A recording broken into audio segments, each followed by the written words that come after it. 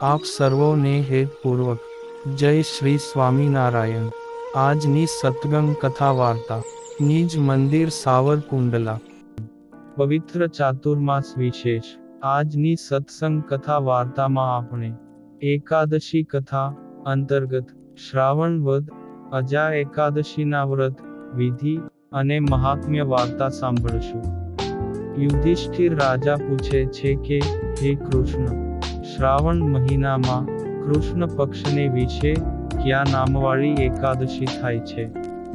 એ હું સાંભળવા ઈચ્છું છું, માટે તે મને કહો।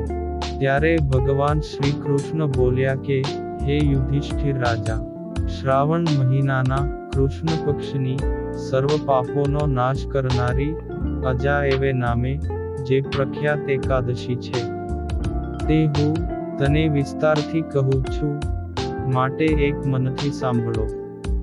જે મનુષ્ય આ એકાદશીને દિવસે ઋષિકેશ ભગવાનની પૂજાની સાથે આ એકાદશીનું વ્રત કરે છે, તે મનુષ્યના પાપો નાશ પામે છે। માટે હે યુધિષ્ઠિર રાજા, આ એકાદશીથી અતિ ઉત્તમ તથા બંને લોકના હિતને કરનારી બીજી કોઈ એકાદશી નથી। આ મેં સાચે સાચું કહ્યું છે, આમાં મેં કાની પણ જૂઠું કહ્યું નથી। પૂર્વે હરિશ્ચંદ્ર નામે ચક્રવર્તી તથા સત્ય પ્રતિજ્ઞા વાળો પ્રખ્યાત રાજા સઘળી પૃથ્વીનો પતિ હતો। તે કોઈ પણ કર્મના યોગથી રાજ્ય ભ્રષ્ટ થયો, અને તેમને સ્ત્રી તથા પુત્રને વેચીને છેવટે તેને પોતાને પણ વેચાવું પડ્યું હતું। હે રાજાઓમાં ઇન્દ્ર યુધિષ્ઠિર રાજા પુણ્ય કરનારો તે હરિશ્ચંદ્ર રાજા ચાંડાલના દાસપણાને પામ્યો હતો, અર્થાત ચાંડાલને ત્યાં દાસ તરીકે રહ્યો હતો। રાજાઓમાં શ્રેષ્ઠ એવો તે હરિશ્ચંદ્ર રાજા સત્યને વળગી રહેવાથી શબના વસ્ત્રને લેનારો થયો, તો પણ સત્યથી ચલાયમાન થયો નહીં। આ પ્રમાણેના ચાંડાલના દાસ તરીકે કામ કરતા તે રાજાને ઘણા વર્ષો વીતી ગયા। ત્યારે ચિંતાને આધીન થયેલો તે હરિશ્ચંદ્ર રાજા અત્યંત દુઃખી થયો થકો કહેવા લાગ્યો કે હવે હું શું કરું અને ક્યાં જાઉં? અરે રે, હવે મારો કેવી રીતે છૂટકો થાય? એ રીતે ચિંતા અને દુઃખરૂપ અર્થાત પાપરૂપ સમુદ્રમાં બુડેલા તે હરિશ્ચંદ્ર રાજાને ચિંતાતુર જોઈને ગૌતમ નામે કોઈ મુનિ હરિશ્ચંદ્ર રાજાની પાસે આવ્યા। કારણ કે બ્રહ્માજીએ પણ પરોપકાર કરવા માટે નિર્મેલા બ્રાહ્મણોમાંના તે ઉત્તમ ગૌતમ બ્રાહ્મણને તે હરિશ્ચંદ્ર રાજા નમન કરીને બે હાથ જોડી તે ગૌતમ મુનિની આગળ ઊભો રહીને પોતાના દુઃખનું વૃત્તાંત કહેવા લાગ્યો। હરિશ્ચંદ્ર રાજાના વચનો સાંભળીને વિસ્મય પામેલા તે ગૌતમ મુનિએ તે રાજાને એકાદશીના વ્રતનો નીચે પ્રમાણે ઉપદેશ કર્યો, અર્થાત બોધ આપ્યો। પછી હે રાજા, શ્રાવણ માસના કૃષ્ણ પક્ષમાં સુંદર અતિ પુણ્યને દેનારી અને પ્રસિદ્ધિને પામેલી અજા નામે એકાદશી આવે છે।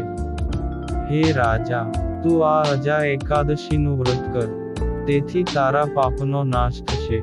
વળી તારા ભાગ્ય તારે આધીન હોવાથી આ અજા એકાદશી આજથી 7મે દિવસે જ આવવાની છે। માટે તે દિવસે તે એકાદશીનો ઉપવાસ કરવામાં તું તત્પર થજે, અર્થાત ઉપવાસ કરીને રાત્રે જાગરણ પણ કરજે, જેથી કરીને તારા સઘળા પાપોનો ક્ષય થશે। હે રાજાઓમાં ઉત્તમ, હું તમારા પુણ્યના પ્રતાપથી જ અહીં આવ્યો છું। આવી રીતે કહીને તે ગૌતમ મુનિ અંતર્ધાન થઈ ગયા।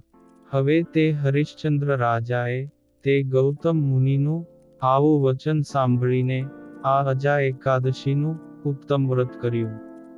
તેથી તેના પાપનો ક્ષણવારમાં જ નાશ થયો। હે રાજાઓમાં શ્રેષ્ઠ યુધિષ્ઠિર રાજા, હવે હું તમને આ અજા એકાદશીના વ્રતનો મહિમા કહું છું, તે સાંભળો. આ અજા નામે એકાદશી વ્રતથી જે દુઃખો ઘણા વર્ષો સુધી ભોગવવાના હોય તેનો પણ ક્ષય થાય છે.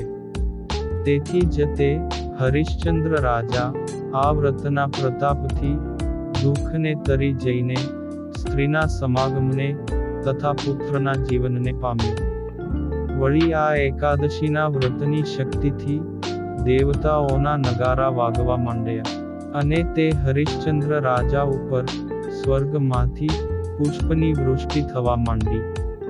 અને તે રાજા શત્રુઓ વગરના રાજ્યને, નિષ્કંટક રાજ્યને પ્રાપ્ત કરીને પછી તે હરિશ્ચંદ્ર રાજા નગરને સામાનની સાથે સ્વર્ગની અંદર ગયો. માટે આવા પ્રકારનું આ અજા એકાદશીનું વ્રત જે ઉત્તમ બ્રાહ્મણો કરે છે તેઓ સર્વ પાપમાંથી મુક્ત થઈને જરૂર સ્વર્ગમાં જાય છે. હે રાજા, આ અજા એકાદશીનો પાઠ કરવાથી અને સાંભળવાથી અશ્વમેઘ યજ્ઞનું ફળ પ્રાપ્ત થાય છે. આ પ્રમાણે શ્રી બ્રહ્માંડ પુરાણને વિશે શ્રાવણ માસના કૃષ્ણ પક્ષની અજા નામની એકાદશીનું મહાત્મ્ય સંપૂર્ણ. અને હવે પછીની કથા વાર્તા આપણે આગળના ભાગમાં સાંભળશું. અત્યારે આપ સર્વોને ભાવથી જય શ્રી સ્વામિનારાયણ.